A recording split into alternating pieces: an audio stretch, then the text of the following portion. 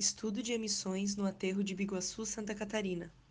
Grupo composto por Anne-Marie, Camila, Isis e Júlia. O destino para os resíduos sólidos sempre foram um grande problema para as áreas urbanas que crescem de forma exponencial ao longo dos anos, e assim, os lixões acabaram tornando-se uma forma rápida de apenas livrar-se desses resíduos, sendo largamente utilizado pelas cidades. Os lixões caracterizam-se pela simples descarga do lixo sobre o solo, sem medidas de proteção ao meio ambiente ou à saúde pública. Com o Plano Nacional de Resíduos Sólidos em 2010, foi imposto a implementação obrigatória dos aterros sanitários em todo o território brasileiro, como substituição dos lixões a céu aberto de resíduos. Diferente dos lixões, o aterro sanitário exige técnicas e certos cuidados que visam o uso futuro da área, como a seleção, preparo da área e sua operação e monitoramento. São consideradas alternativas para o tratamento dos resíduos sólidos. No entanto, não são isentos de impasses que podem afetar a população e o ambiente local. Além de demandar de grande área sujeita à remoção da cobertura vegetal, os aterros têm como subproduto a emissão de gases oriundas da decomposição de material orgânico. O produto biogás apresenta como principais constituintes em sua formação o dióxido de carbono e o metano, sendo este último um combustível possível de ser coletado e utilizado como fonte de energia. Por ser formado por gases do efeito estufa, a emissão descontrolada do biogás é uma ameaça ao meio ambiente. Caso não haja projetos eficientes de engenharia para os aterros sanitários, o depósito de resíduos pode gerar diversos danos, como a contribuição para a poluição do ar, bem como para a contaminação de águas subterrâneas. Segundo o documento divulgado pelo Ministério do Desenvolvimento, Indústria e Comércio Exterior, a alternativa tem sido cada vez mais utilizada no Brasil, principalmente por ser de baixo custo. Segundo a Pesquisa Nacional de Saneamento realizada em 2000 pelo Instituto Brasileiro de Geografia e Estatística, o IBGE, o Brasil gera diariamente 228.413 toneladas de resíduos sólidos, sendo 82.640 toneladas destinadas em aterros sanitários, 36% de todo o lixo produzido. Segundo Mark Zulauf, profissional envolvido no mapeamento de potencial de geração elétrica proporcionada pelo biogás, o Brasil poderia gerar até 400 megawatts de energia através do biogás. Porém, apenas 20 megawatts são explorados. A combinação dos resíduos dispostos continuamente nos aterros sanitários gera uma grande variedade química que, influenciadas por agentes naturais, sofrem transformações físicas, químicas e biológicas. Durante a decomposição, o lixo é submetido à ação natural de bactérias, que liberam um conjunto de gases denominado biogás, recurso energético rico em metano. O gás proveniente do lixo é produzido no interior do aterro devido às mudanças bioquímicas existentes. A biodegradação anaeróbica é realizada após o esgotamento do oxigênio nas câmaras dos aterros. A compactação do lixo feita por máquinas durante a deposição contribui para a diminuição do oxigênio no interior das câmaras. As bactérias responsáveis pela realização do processo consomem a matéria orgânica e as transformam em compostos mais simples.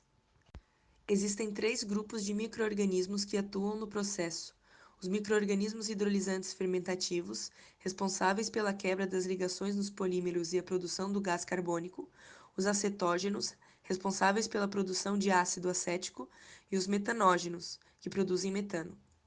Para gerar energia a partir desse recurso, é preciso analisar a concentração de metano, que pode variar entre 30% e 60%. Esses valores dependem do tipo de substância orgânica, da quantidade e do tempo que ela está em decomposição. Quanto maior for o aterro e mais tempo ele estiver sendo operado, maior será a produção de biogás. Segundo a NBR 8419, norma referente aos projetos de aterros sanitários de resíduos sólidos urbanos, um aterro sanitário deve conter instalações de apoio e impermeabilização lateral inferior, de modo a evitar a contaminação do solo e do lençol freático, sistema de drenagem de água pluvial e sistema de coleta e tratamento de líquidos percolados, chorume, e de drenagem de gases formados pela decomposição de matéria orgânica presente no lixo. A partir do sistema de drenagem de gases, é possível ter a captação do biogás e, consequentemente, a produção da energia a partir do seu aproveitamento. É necessário projetar um sistema de tratamento e queima de biogás que contenha poços de coleta, sistema de condução, tratamento compressor e flare com queima controlada para garantir maior eficiência de queima do metano.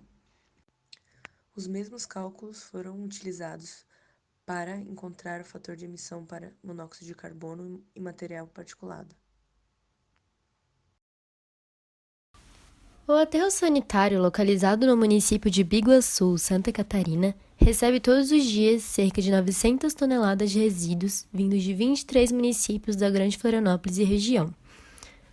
Contemplando uma área de 624 mil metros quadrados, o aterro de propriedade da empresa Proactiva funciona 24 horas por dia desde a sua implementação, em 1990. Em 2009, o complexo era disposto de ao todo 34 drenos, que produziam em média 2.056,2 normal metros cúbicos por hora de biogás, com concentração de 57,3% de metano. Infelizmente, na unidade é realizada apenas a captação e tratamento desse biogás, que ainda não é aproveitado para gerar energia.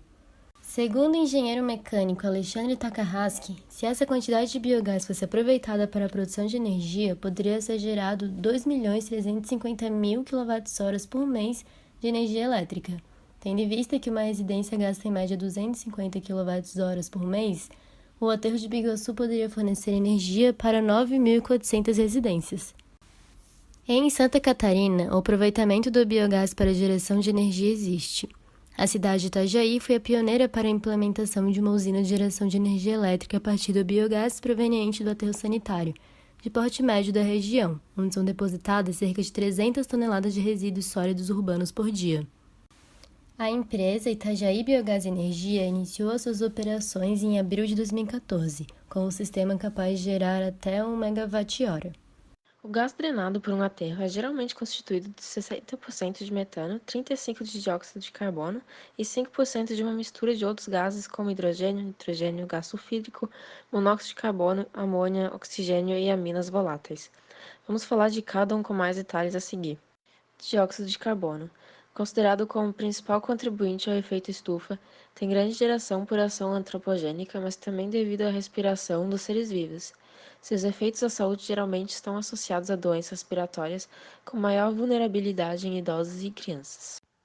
O dióxido de nitrogênio é um gás poluente formado a partir da reação de N2 e O2 gasosos e possui efeitos altamente oxidantes.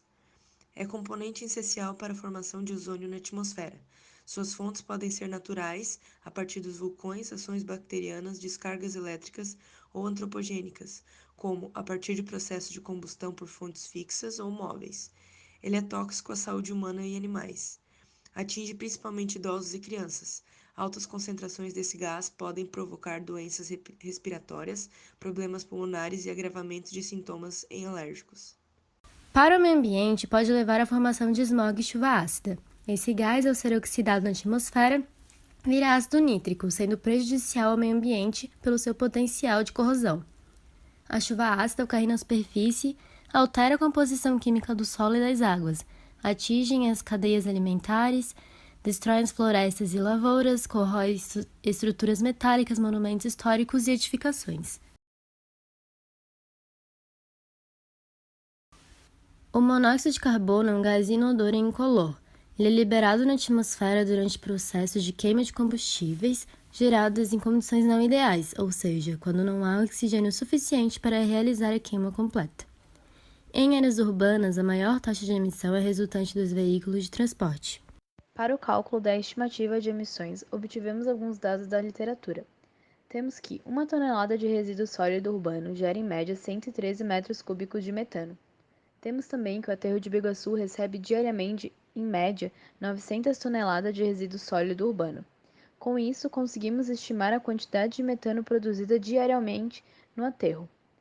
Além disso, de acordo com a P42, é possível estimar a quantidade de dióxido de nitrogênio, monóxido de carbono e material particulado através da quantidade de metano. Como a queima do biogás no aterro acontece em flare, logo esse foi o tipo de queimador escolhido. Para a emissão diária produzida segundo a P42 de dióxido de nitrogênio, temos que 650 kg de dióxido de nitrogênio equivalem a 10⁶ metros cúbicos de metano. Como possuímos a quantidade de metros cúbicos de metano por dia, conseguimos calcular o fator de emissão fazendo essa conversão. Com isso, a quantidade de dióxido de nitrogênio produzida por dia equivale a 66,10 kg. O mesmo cálculo se aplica para o monóxido de carbono e para o material particulado. Através desses cálculos é possível obter, então, a emissão desses componentes através do gás do aterro. Os quais obteram o valor de 1.220,4 kg de monóxido de carbono por dia e 27,46 kg de material particulado por dia.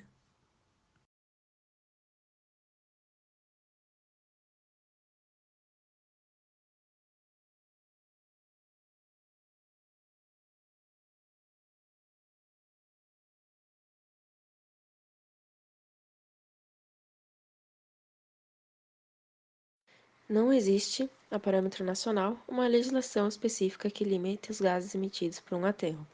No entanto, a Resolução nº 16, de 2014 do SEMA, no capítulo 3, seção 1, tem uma condicionante para a queima de gases a partir da geração de calor ou energia.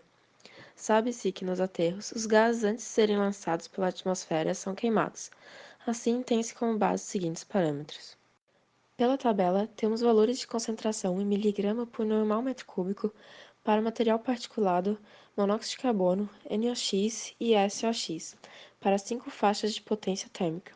Vamos trabalhar com os 3 primeiros poluentes. A partir dos cálculos de emissão apresentados anteriormente, e considerando que o aterro produz 2.056,2 normal metro cúbico por hora, podemos calcular a concentração requerida na SEMA ao dividir a emissão pela produção e ajustando as devidas unidades como apresentado a seguir. Assim, obteve-se que a emissão de dióxido de nitrogênio resultou numa concentração de 1.339,44 mg de normal metro cúbico. Assim, também para o monóxido de carbono, obteve-se uma concentração de 24.730,08 mg por normal metro cúbico e para o material particulado 556,45 mg por normal metro cúbico. Assim, foi observado que, independentemente do valor de potência térmica considerado, os valores se apresentaram acima dos padrões da SEMA. Obviamente, a SEMA não apresenta o cenário ideal para a comparação de emissão de poluentes de aterro. Contudo, como exposto acima, ela traz a condicionante da queima e nas notas uma referência à gasificação de resíduos para material particulado. Foi feito um estudo de caso em São Paulo, no aterro da Caieira, para geração de energia elétrica através do biogás. Neste aterro foi constatado que o próprio recebe 88.732.705 metros cúbicos de metano por ano e que isso seria possível produzir cerca de 44 megawatts de energia. Neste aterro utilizam-se o flare para a queima do metano, mas isso acaba não sendo interessante, visto que estão desperdiçando um combustível. Como aspecto negativo, no estudo foi possível observar que o Brasil ele não tem tecnologia suficiente para tal demanda, que acarreta na importação de muitos equipamentos, tornando o valor inviável. E além disso, o aterro passa a depender de materiais e peças não disponíveis no Brasil. Mas ainda assim, a implementação de sistema de geração de energia descentralizado é uma opção viável, visto que inibe os efeitos provocados pela emissão de metano, geraria empregos, possibilitaria uma receita adicional, diminuiria a dependência de energia da concessionária local, teria um melhor gerenciamento dos resíduos sólidos, entre outros. Comparando os valores obtidos com os padrões da SEMA 16 de 2014, todos os valores deram maiores que o permitido. Os aterros são a melhor opção para a destinação dos resíduos. No entanto, conforme a estimativa das emissões, o valor foi acima do permitido por tal legislação. Conforme apresentado no estudo de caso, é possível fazer o aproveitamento do biogás para a geração de energia elétrica através do gás do aterro, e assim reduzir os impactos causados pela emissão dos poluentes. Colocar em vigor em um futuro legislações que visem a obrigatoriedade da geração de energia em aterros talvez seja a solução, para o não impacto desses gases no efeito estufa e para a não sustentabilidade dos ambientes.